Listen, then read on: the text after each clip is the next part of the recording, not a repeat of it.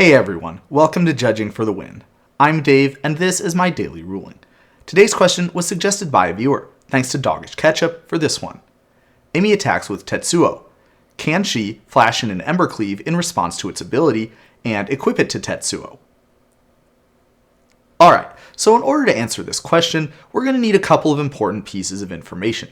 First of all, let's take a look at how this ability is worded, and we'll notice that Tetsuo's ability has what's called an intervening if clause. This means that it's subject to special rules. In particular, the if clause needs to be true at two specific times, both when this ability is triggering and when it's about to resolve. And if it fails either of those checks, then the triggered ability will do nothing.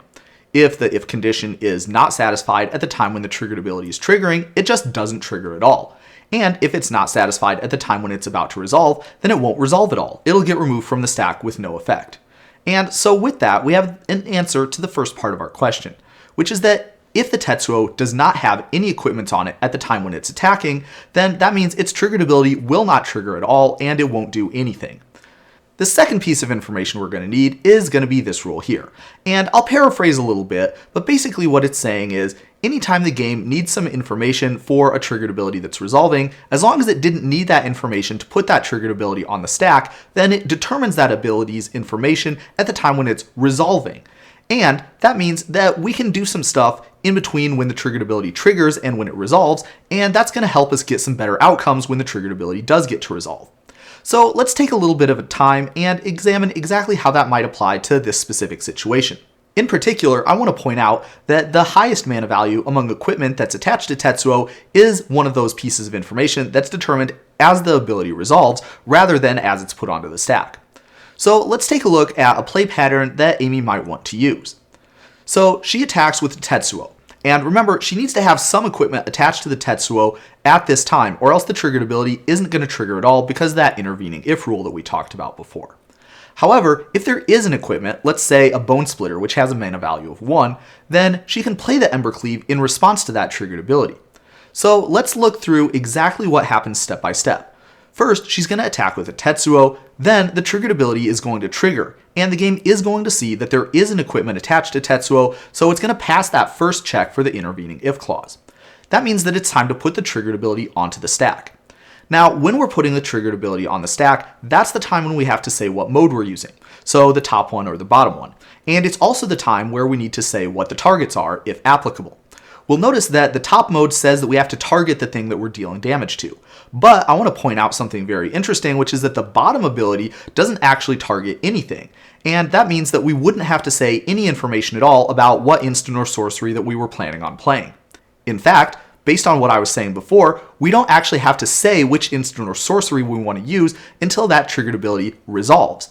Okay, so now that we've finished the process of putting the Tetsuo's triggered ability on the stack, then we would get a chance to respond to it by casting spells or activating abilities. So this is where we would want to play the Embercleave, and then when the Embercleave enters the battlefield, it has a triggered ability that will let us attach it to Tetsuo. And from there, as long as nothing else bad happens, then when Tetsuo's triggered ability resolves, the game is going to see that there's a 6 mana value equipment attached to it, and 6 is going to be the amount of damage that we get to deal, or the mana value of the instant or sorcery that we get to play. So that would be how that situation works out. Let's say that Nick is not super happy about getting surprised like that. What might he do? Well, for starters, one thing that he might want to do is play a removal spell against the Tetsuo. Unfortunately, that's not going to work out super well in his case. The reason is because if you have to determine information about an object that is no longer on the battlefield, then the game is not just going to give up. Rather, the game can use the last known information about the object. In other words, it can look at how Tetsuo existed at the moment that it left the battlefield and see if there's any equipments attached to it. If Nick just plays a normal removal spell, like for example a Path to Exile or something, against the Tetsuo, well then the game is going to notice that at the time the Tetsuo last existed on the battlefield, there was an Embercleave, something that had a mana value of 6 attached to it. And that means that that's still the value that it's going to use when that triggered ability resolves. And the Tetsuo will still be able to deal 6 damage or let you play an instant or sorcery with a mana value 6 or less in that case.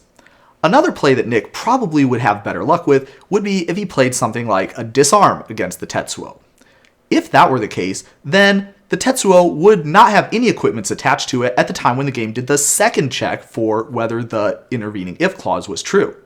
And so that means that when that triggered ability goes to resolve, the game is going to see that that check is no longer true, and that means that he's not going to have to worry about any triggered ability, because the game's just going to remove it from the stack with no effect. Notice that he has to be a little bit careful about how he plays the disarm though. Nick cannot just play the disarm anytime he wants. In particular, it would be a bad idea to play it in response to the Embercleave. If Nick were to do that, then he would remove the Bone Splitter just fine, but the Embercleave would go on to resolve and attach itself to the Tetsuo. The game doesn't care if the intervening if clause is false at some other specific times in between when the triggered ability triggers and when it goes to resolve. As long as it's true at both of those two specific times, that's the only time the game makes that check. So if Nick were to play that way, then he wouldn't be getting the results that he would want, because at the time when the triggered ability from Tetsuo tries to resolve, then the Embercleave is going to be attached to it. Nick needs to wait until after the Embercleave enters the battlefield and attaches itself to the Tetsuo to play his disarm. And it is possible for him to do that. In general, it's possible for someone to respond by casting a spell or activating an ability in between any objects that are on the stack.